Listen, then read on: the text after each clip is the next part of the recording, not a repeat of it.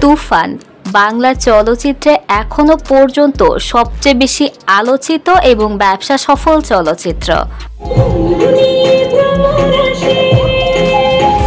এই ছবি শুরু হওয়ার অ্যানাউন্স দেওয়ার পর থেকে এই ছবির প্রত্যেকটা কিছুই ছিল আলোচনার কেন্দ্রবিন্দুতে। প্রত্যেকটা গান মুক্তি পাওয়ার পরপরই ছিল ভিউর দৌড়ে এগিয়ে।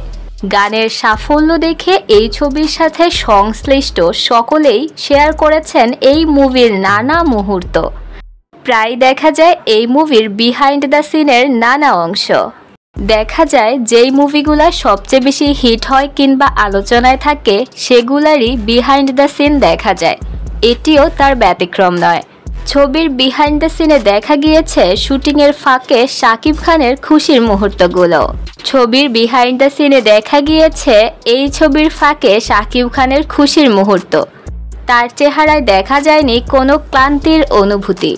অন্যদিকে মিমি চক্রবর্তীও করেছেন প্রচুর হার্ডওয়ার্ক এই মুভির গানগুলোর জন্য।